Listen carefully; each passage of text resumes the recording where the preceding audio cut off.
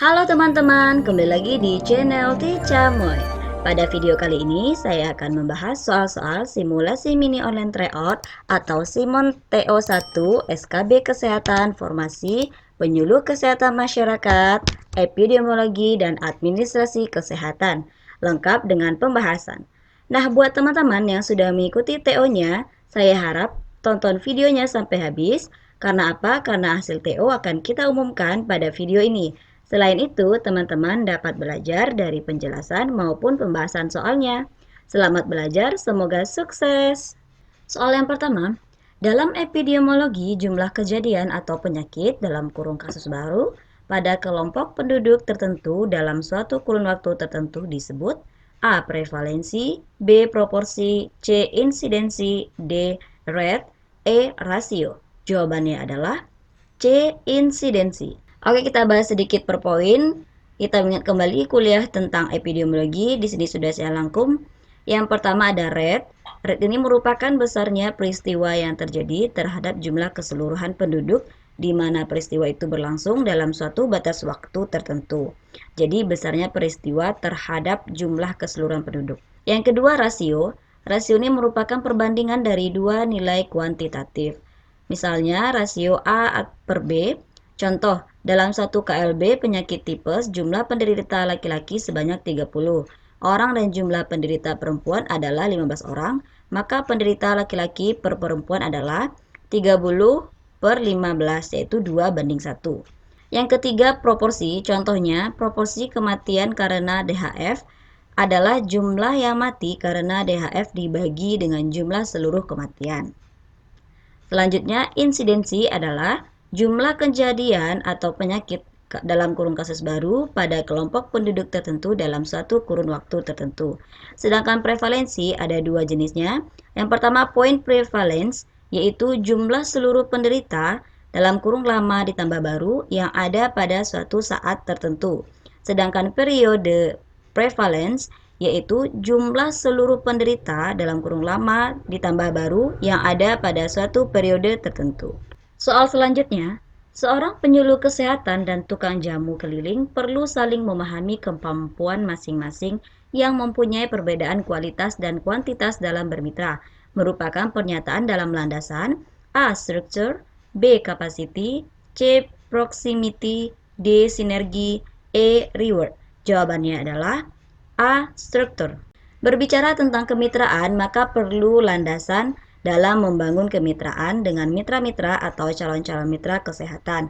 Ada 7 landasan kemitraan, yaitu dengan kata saling. Yang pertama, saling memahami kedudukan, tugas, dan fungsi masing-masing atau struktur. Kemitraan ini sebagai suatu organisasi jejaring kerja, tentu masing-masing anggota mempunyai peran dan fungsi yang berbeda sesuai dengan tugas dan fungsinya. Sehingga setiap anggota perlu saling memahami kedudukannya agar tidak terjadi kesalahpahaman dalam menjalankan tugas. Yang kedua, saling memahami kemampuan masing-masing anggota atau capacity. Dalam rangka kemitraan, diperlukan kontribusi dari masing-masing anggota. Yang ketiga, saling menghubungi atau link. Yang 4, saling mendekati atau proximity. 5, saling terbuka dan bersedia membantu atau opens. 6, saling mendorong dan saling mendukung atau sinergi. 7, saling menghargai atau reward. Soal selanjutnya, metode pendekatan dalam proses pemberdayaan partisipasi masyarakat dengan menekankan keterlibatan masyarakat dalam seluruh kegiatan disebut A. SDM, B. PRA, C. MMD, D. SMD, E. RTM. Jawabannya adalah B. PRA. Dalam metode penelitian evaluatif yang bersifat bottom up, mempunyai dua metode. Yang pertama metode Rapid Rural Appraisal atau RRA. Yang kedua adalah metode Participatory Rural Appraisal atau PRA. Nah, konsepnya ini dasarnya adalah keterlibatan masyarakat dalam keseluruhan kegiatan dengan memberikan tekanan pada partisipasi. Prinsipnya ini belajar dari masyarakat, orang luar sebagai fasilitator, dan masyarakat adalah sebagai pelaku. PRA dibangun berdasarkan yang pertama kemampuan masyarakat setempat, 2. Penggunaan teknik-teknik fasilitatif dan partisipatoris. Yang ketiga adalah pemberdayaan masyarakat setempat dalam prosesnya. Soal selanjutnya, pencegahan penyakit di mana proses penyakit sudah mulai memasuki fase patogenesis tapi masih dalam tahap ringan dan belum nyata disebut A. Primary prevention, B. Secondary prevention, C. Tertiary prevention, D. Rehabilitation prevention, E. Disability limitation. Jawabannya adalah B. Secondary prevention. 3 tahap pencegahan. Yang pertama, tahap primary prevention, yaitu tahap pencegahan primer diterapkan dalam fase prepatogenesis, yaitu pada keadaan di mana proses penyakit belum terjadi atau belum mulai. 2. Tahap secondary prevention, di mana tahap ini sudah dalam fase patogenesis, tapi masih pada awal dari proses penyakit yang bersangkutan. 3. Tahap tertiary prevention, tahap ini sudah masuk dalam fase patogenesis yang secara klinis penyakitnya sudah nyata dan mungkin sudah lanjut. Atau sebaliknya, proses penyakit dari host justru terbalik ke fase penyembuhan dan memasuki tahap pemulihan. Lanjut, Poskesdes merupakan singkatan dari A. Pelayanan Kesehatan Desa, B. Pos Kesenangan Desa, C. Forum Kesehatan Desa, D. Pedoman Kesehatan Desa, E. Pos Kesehatan Desa. Jawabannya adalah E. Pos Kesehatan Desa. Soal selanjutnya, model perencanaan yang berorientasi pada masyarakat program promosi kesehatan untuk menetapkan sasaran dan kriteria kebijakan disebut A. Preset, B. FGD, C. Proset, D. Predisposing, E. PRA. Jawabannya adalah C. Proset. Dalam perencanaan program promosi kesehatan dikenal dengan model preset dan proset. Nah, model ini merupakan yang paling cocok diterapkan dalam perencanaan dan evaluasi program promosi. Yang ditanyakan soal adalah untuk menetapkan sasaran dan kriteria kebijakan. Maka jawabannya adalah proset. Nah, proset ini terdiri dari 4 fase yang merupakan lanjutan dari preset, yaitu yang pertama implementation, 2 proses evaluation, 3 impact evaluation, 4 outcome evaluation. Soal selanjutnya, desa siaga adalah desa yang penduduknya memiliki kesiapan sumber daya dan kemampuan serta kemauan untuk mencegah dan mengatasi masalah kesehatan, bencana, dan kegawadarutan kesehatan secara mandiri. Dengan ciri-ciri desa siaga sebagai berikut, kecuali A.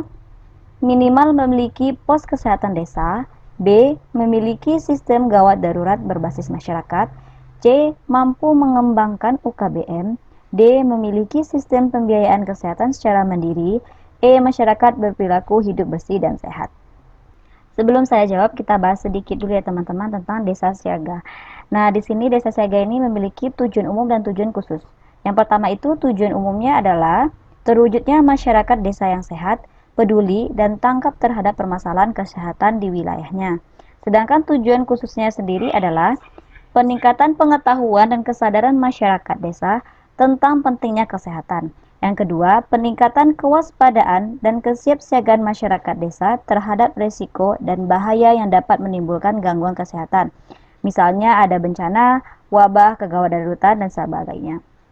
Yang ketiga, peningkatan kesehatan di lingkungan desa, meningkatnya kemampuan dan kemauan masyarakat desa untuk menolong diri sendiri di bidang kesehatan. Nah, bagaimana sih yang dikatakan desa itu siaga? Yang pertama, minimal memiliki pos kesehatan desa yang berfungsi memberi pelayanan dasar. Nah, di sini memiliki minimal 1 tenaga kesehatan dan sarana fisik bangunan, perlengkapan dan peralatan alat komunikasi ke masyarakat dan ke puskesmas. 2. Memiliki sistem gawat darurat berbasis masyarakat. 3. Memiliki sistem pembiayaan kesehatan secara mandiri. 4. Masyarakat berperilaku hidup bersih dan sehat. Oke, kita kembali lagi ke soal. Yang ditanyakan soal adalah kecuali. Jadi dari yang saya sebutkan tadi di poin A, B, D, dan E itu termasuk ciri-ciri desa siaga. Kecualinya yaitu C. Mampu mengembangkan UKBM. Soal selanjutnya, Salah satu peran petugas puskesmas pada hari buka posyandu di meja 5 adalah A. Melaksanakan pendaftaran pengunjung posyandu, B. Melakukan pembagian tugas antar kader, C. Memberikan dukungan kebijakan, sarana, dan dana untuk penyelenggaraan posyandu, D. Menyelenggarakan pelayanan kesehatan dan keluarga berencana, E. Mencatat hasil penimbangan di buku KIA atau KMS dan mengisi buku register posyandu. Jawaban yang benar adalah D. Menyelenggarakan pelayanan kesehatan dan keluarga berencana. Kita bahas sedikit ya teman-teman. Jadi pada poin A ini, pada poin A, B, kemudian E itu adalah tugas sebagai kader. Sedangkan di poin C, memberikan dukungan kebijakan, sarana, dan dana untuk penyelenggaraan posyandu, ini adalah tugas kelurahan. Oke, kita bahas sedikit. Nah, apa saja sih peran petugas puskesmas ini di hari posyandu? Yang pertama adalah membimbing kader dalam penyelenggaraan posyandu, kemudian menyelenggarakan pelayanan kesehatan dan keluarga berencana di langkah 5 atau di meja 5 sesuai dengan kehadiran wajib petugas puskesmas. Kemudian menyelenggarakan penyuluhan dan konseling kesehatan, KB, dan gizi kepada pengunjung posyandu dan masyarakat luas. Yang keempat adalah menganalisa hasil kegiatan posyandu, kemudian melaporkan hasilnya kepada puskesmas, serta menyusun rencana kerja dan melaksanakan upaya perbaikan sesuai dengan kebutuhan posyandu. Oke, kita lihat dulu sejenak untuk melihat hasil Simon TO yang pertama yang telah teman-teman ikuti. Pesertanya ada 70 orang, jumlah soal 20 butir, 1 soal benar, poin 5, salah 0, jadi total nilai adalah 100. Nah, di sini teman-teman bisa melihat di bagian sini skor, kemudian ini nama, dan ini adalah instansi atau tempat yang dilamar. Jadi teman-teman bisa melihat apakah saingannya atau lawannya juga ikut TO. Oke, nilainya bisa dilihat di sini. Saya scroll dulu sampai nomor ya. Nah, dari 70 jumlah peserta yang mengikuti TO, SKB, penyuluh kesehatan masyarakat, epidemiologi, administrasi kesehatan, terdapat 2 nama dengan nilai tertinggi yaitu 95 dari total nilai 100. Selamat buat teman-teman yang mendapatkan nilai 95. Oke, ini nilainya. Nah, bagi teman-teman yang hasil TO-nya belum memuaskan, tingkatkan lagi belajarnya, terus dan tetap berlatih untuk membahas soal-soal SKB. Untuk TO selanjutnya, jangan lupa ajak dan share ke semua sosial media yang kamu punya agar Simon TO selanjutnya SKB Formasi Administrasi Kesehatan, Penyuluh Kesehatan Masyarakat, dan Epidemiologi dapat dilaksanakan. Jika memungkinkan kuotanya terpenuhi, maka untuk TO selanjutnya dapat kita pisah antara Penyuluh Kesehatan Masyarakat, Epidemiologi, dan Administrasi Kesehatan. Lanjut, salah satu latar belakang terbentuknya Polindes adalah A. Tidak adanya puskesmas rawat inap, B. Meningkatkan derajat kesmas melalui KIA sebagai salah satu syarat desa siaga, C. Kurangnya pelayanan posyandu, D. Tugas pokok penyuluh kesehatan, E. Kurangnya tenaga promotor kesehatan. Jawabannya adalah B. Meningkatkan derajat kesmas melalui KIA sebagai salah satu syarat desa siaga. Soal selanjutnya, Hari Cuci Tangan Sedunia diperingati setiap tanggal A. 15 Oktober, B. 12 November, C. 29 April, D. 25 Januari, E. 15 September. Jawabannya adalah A. 15 Oktober. Untuk materi terkait hari-hari penting kesehatan, ada pada video sebelumnya dan linknya akan muncul di sudut kanan atas layar ini. Teman-teman dapat mempelajari tentang hari-hari penting kesehatan lainnya. Soal selanjutnya, keunggulan registrasi vital dalam menjalankan program agar tepat sasaran adalah A. Data lengkap, B. Data selalu tersedia setiap waktu, C. Data akurat, D. Informasi mendalam, E. Penghitungan data teliti. Jawabannya adalah B. Data selalu tersedia setiap waktu. Soal terakhir, salah satu UKBM yang didirikan oleh masyarakat atas dasar musyawarah sebagai kelengkapan dari pembangunan kesehatan masyarakat untuk memberikan pelayanan KIA dan KB yang dikelola oleh bidan desa, A. Posyandu, B. Poskeskel, C. Polindes, D. Posbindu, E. Puskesmas.